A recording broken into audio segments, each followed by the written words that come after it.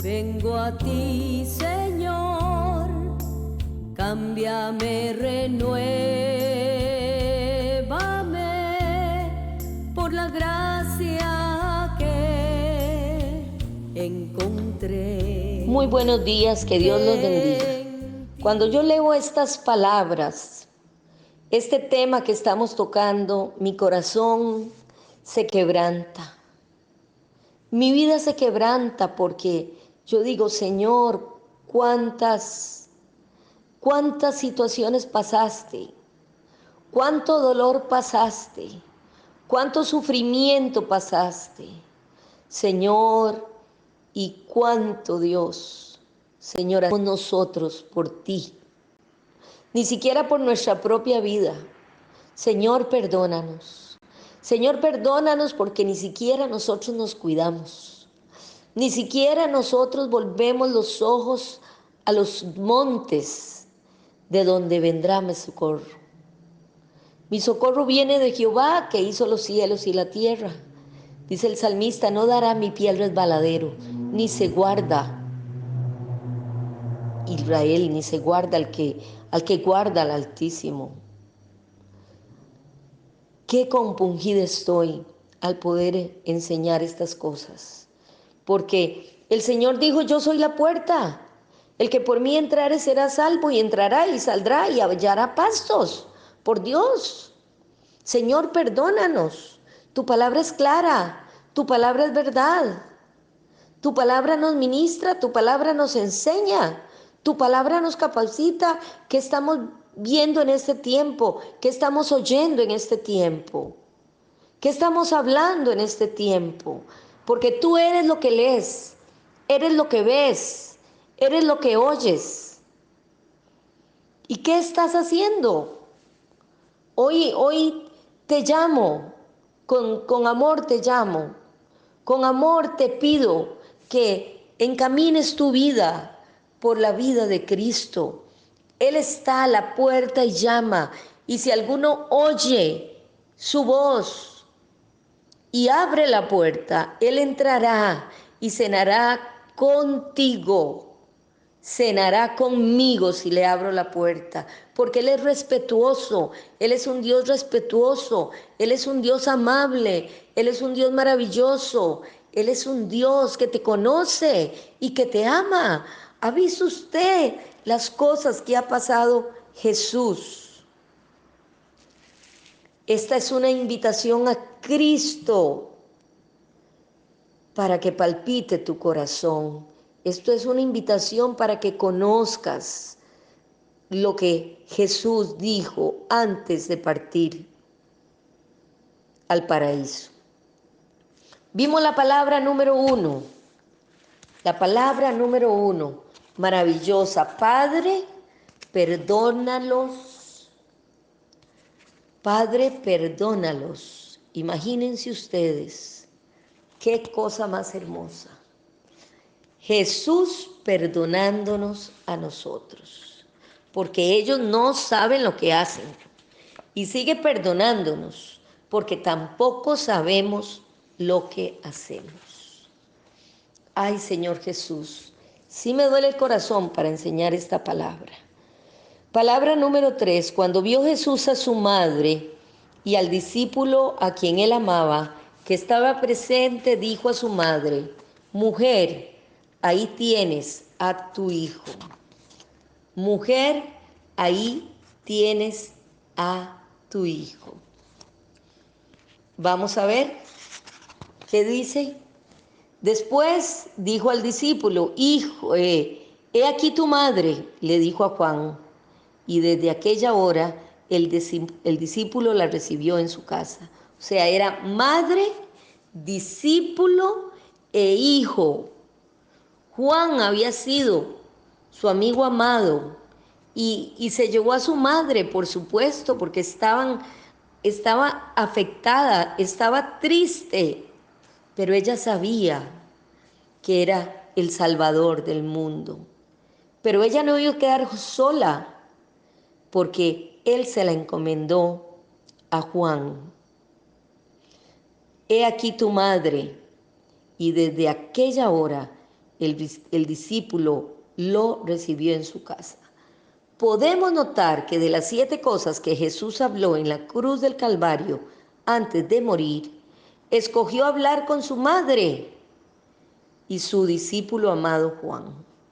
Esto nos enseña sobre la fidelidad de una madre. Yo no sé si usted es madre, pero yo soy madre.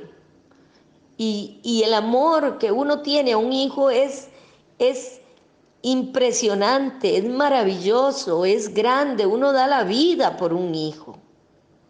Cuando Jesús vio a su madre, no pudo menos que pensar en los momentos que vendrían para ella. Era un dolor inquebrantable. Por eso encarga a su hijo, amado Juan, y le dice: he aquí a tu madre. La Biblia no habla de ninguna objeción de María. Miren ustedes, qué María, por Dios, qué María. Es que qué personajes tenemos aquí que son tan fuertes, tan valientes, tan honestos, tan sabios, tan misericordiosos, tan llenos del poder de Dios. La Biblia no habla de ninguna objeción de María. Tuvo obediencia a su hijo constante y fiel, y a su discípulo también, porque dice la palabra que desde aquella hora el discípulo la recibió en su casa. La palabra número 4 es muy interesante. A la hora novena Jesús clamó a gran voz diciendo: Eloí, Eloí, lama sabactani, que traducido es: Dios mío, ¿por qué me has abandonado? En Marcos 15:4. Eloí, Eloí, lama sabactani, que traducido es: Dios mío, ¿por qué me has abandonado? Él, llevando todo el dolor, llevando toda la carga, llevando toda esa fuerza, le dijo: Padre mío, Dios mío, ¿por qué me has abandonado? Cerca de la hora novena, más o menos como a las 3 de la tarde, Jesús clamó a gran voz: Eloí, Eloí, y hubo tinieblas en toda la tierra. Nuestro Señor se encontraba a punto de desfallecer. Había alcanzado el punto fulminante de su angustia. ¿Has pasado alguna angustia? ¿Has pasado algunas situaciones adversas? ¿Han pasado tal vez accidentes en la casa? ¿O han pasado enfermedades? ¿Cómo nos sentimos, verdad? ¿Cómo nos sentimos desfallecer? Y aquí dice en la palabra que hubo tinieblas en la tierra, que nuestro Señor se encontraba a punto de fallecer. Imagínense todo lo que le estaba pasando. Había alcanzado el punto fulminante de su angustia. Es inmedecible, insondable, inconcebible esta angustia de nuestro Salvador, del Salvador que vino a pagar el precio tuyo y mío, el pecado tuyo y mío, las tortas tuyas y las tortas mías. Él estaba sufriendo, pagando un precio por los pecados del mundo, por ti y por mí. No se puede imaginar el pesar, ni medir el pecado que lo motivó, ni el amor que lo soportó. Esto es un poderoso lamento de los más dolorosos que vivió Jesús. Dios mío, ¿por qué me has desamparado? Se sintió solo, se sintió impotente, se sintió desesperado. Debemos entender profundamente hoy nuestras responsabilidades y obligaciones infinitas. ¿Usted no se ha sentido desamparado? ¿No se ha sentido desesperado? ¿No se ha sentido profundamente afectado? Ahora imagínense a Jesús bajo esas circunstancias. Vamos ahora, ¿con qué precio nuestro Señor nos ha redimido de la maldición de la ley? Debemos reflexionar qué clase de personas debemos ser, porque lo que Él hizo en la cruz del Calvario fue para que nosotros fuéramos liberados de la ira venidera. Oramos para que el Señor nos ayude en nuestro caminar y con la ayuda del Espíritu Santo entendamos y reflexionemos sobre lo que sufrió por el Señor. Esta voz, Eloí, Eloí, este grito es el mayor de todos los pesos y lo más profundo de la aflicción. No era una falta de fe lo que lo llevó a clamar a Dios. No se trataba de una fantasía ni un trastorno mental. Él tenía la mente clara a pesar del dolor, a pesar de la situación de muerte. Él tenía la mente a pesar del cansancio, a pesar de la pérdida de sangre, a pesar del menosprecio, a pesar de la sed, y no se quejó de los clavos, del dolor o de la burla. No dijo: ¿por qué Pedro me ha desamparado? ¿Por qué Judas me traicionó? Sino dijo: Dios mío, ¿por qué me has desamparado? No es costumbre de Dios abandonar a sus hijos en dificultades, pero Jesús sufrió por nosotros, porque nos amó y Él cargaba el pecado sobre nosotros. La fe de Él no faltó. El dolor fue sumamente duro. Nuestro Señor sufrió de una forma sorprendente. ¿Y nosotros qué? Nosotros somos insensibles. Nosotros estamos endurecidos con el engaño del pecado y por eso no vemos nuestra condición. Jesús había gozado de una maravillosa comunión con su Padre. Fue una comunión preciosa, cercana, indescriptible, amorosa. Pero en ese momento de la cruz, Él vive una agonía que podríamos llamar piadosa por ti, por mí, pero es el gran amor infinito, sumisión, determinación y amor sin palabras. La pregunta número 5. Después de esto, sabiendo Jesús que ya todo estaba consumado, dijo: para que la escritura se cumpliese, tengo sed. Aquí nos enfrentamos a un sufrimiento humano. ¿Quién no tiene sed? ¿Quién no tiene hambre? ¿Quién? Jesús estaba en la cruz, conoció la agonía de la sed. Juan enseñaba en su evangelio que Jesús era verdaderamente humano y que pasó en realidad por la agonía y el dolor de la cruz. Juan se ocupa muy especialmente por enfatizar la verdadera humanidad de Jesús, la calidad de hombre y del verdadero sufrimiento. Así es que Jesús tuvo dolor, Jesús tuvo hambre, Jesús tuvo cansancio, Jesús tuvo dolor hasta lo sumo. Fue un verdadero sufrimiento. Su expresión nos enseña la sensibilidad de la Escritura para que la palabra se cumpliera. Tengo sed. Él dijo: tengo sed. ¿Qué hace usted cuando tiene sed?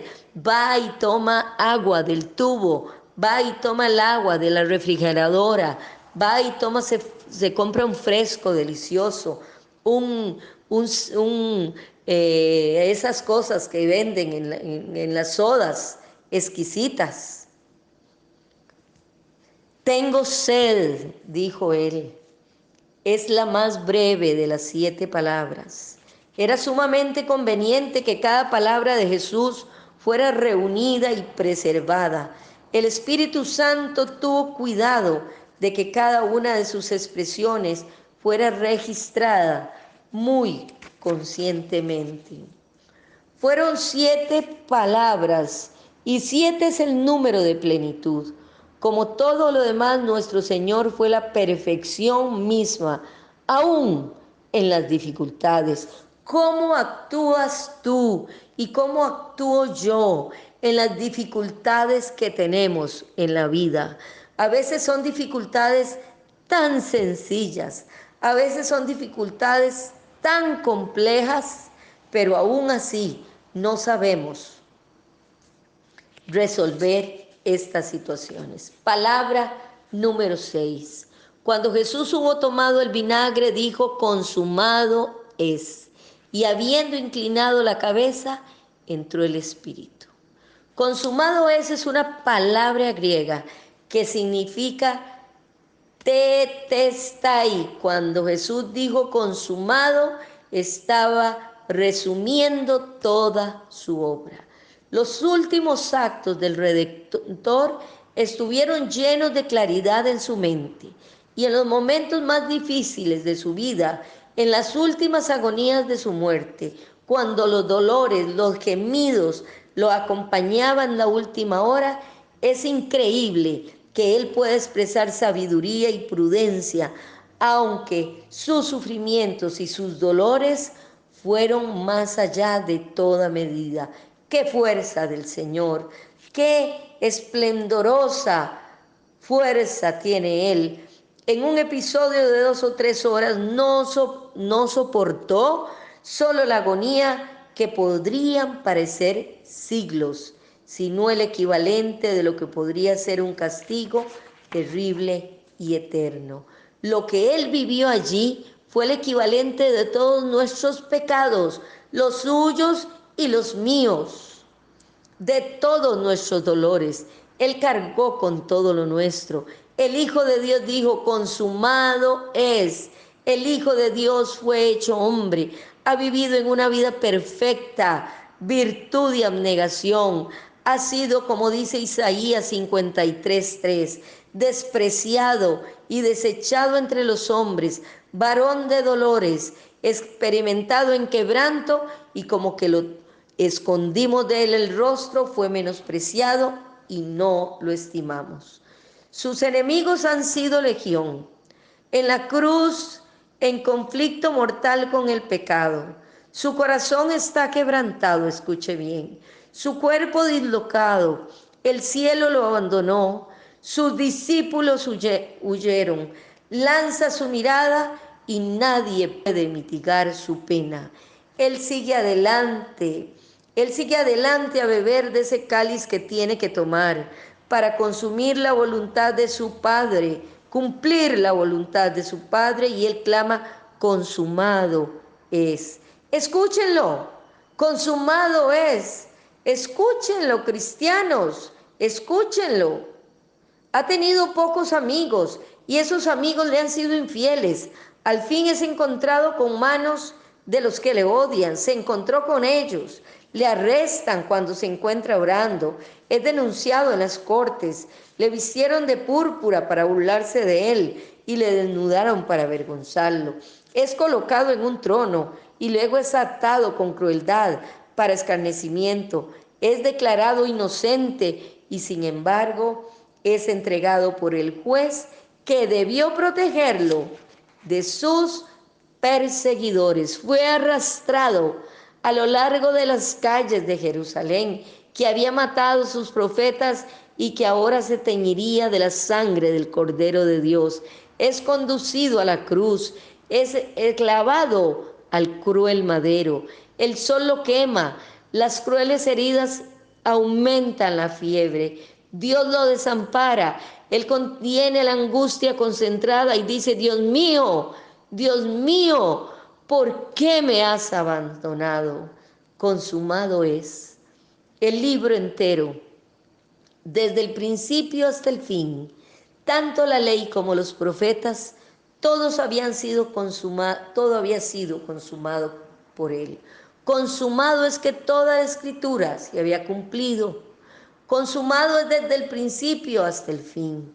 Qué cosas tan maravillosas, qué promesas, qué palabras se cumplieron en una sola palabra. Consumado es. Una sola palabra en griego, que es tetelestai. Y esta palabra es usada de varias maneras. La gente, cuando tenía una deuda que todavía no había pagado y luego la cancelaba, decía: tetelestai, consumado es. que significa ya está paga. Pero también la palabra era usado cuando un amo le encargaba a sus siervos que hicieran esta tarea y luego que el siervo terminaba y revisaba la tarea y le decía tetelestai, es porque su amo estaba complacido. Cuando un pintor hacía una obra de arte y si estaban complacidos con ella decían tetelestai, consumido es. Qué tremendo lo que el Señor nos está enseñando en esta palabra. Era usada en el templo cuando alguien iba a presentar un corderito de 1 año para el sacrificio, para la ofrenda.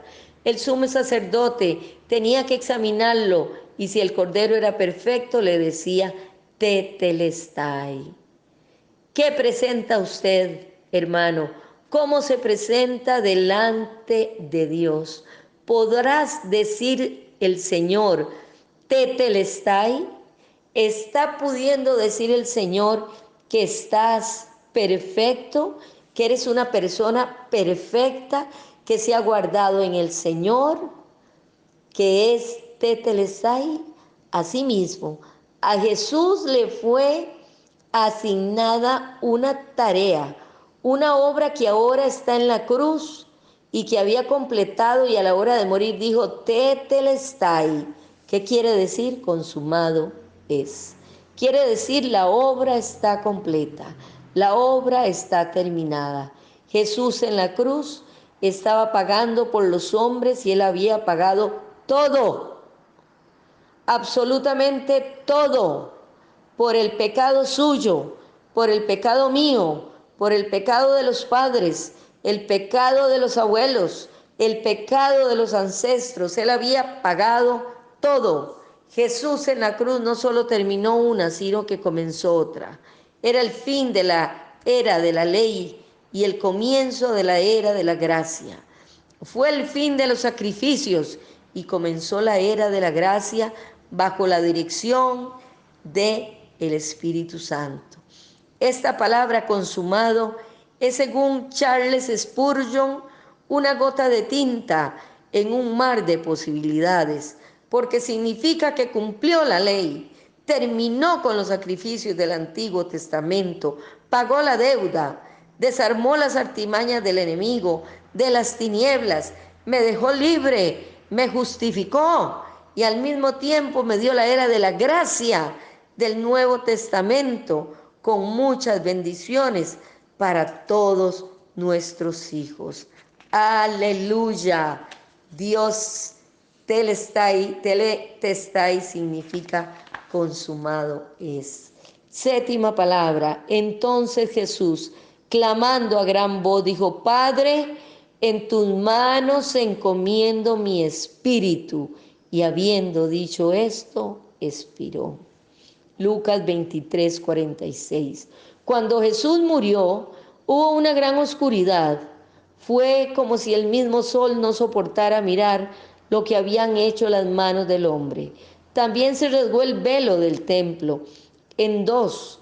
Este velo guardaba el lugar santísimo, donde moraba la presencia misma de Dios, y solo una vez al año el sumo sacerdote podía entrar el día de la expiación para ofrecer sacrificio. El día que Jesús murió fue como el camino secreto a la presencia de Dios.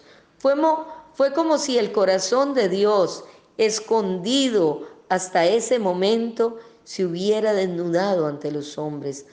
Jesús clamó con gran voz. Fue el grito de Cristo crucificado y sin embargo victorioso. Jesús murió con una oración en sus labios: Padre, en tus manos encomiendo mi espíritu. Padre, encomiendo tu espíritu. Aún en la cruz muriendo, Jesús revela con esta oración a la confianza en su Padre. Hermanos amados, ¿qué estamos leyendo? Por Dios, ¿qué estás escuchando?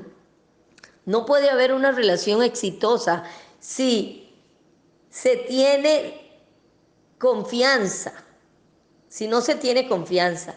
Jesús dependía del Padre y murió para que nosotros viviéramos, para que usted viviera, para que yo viviera.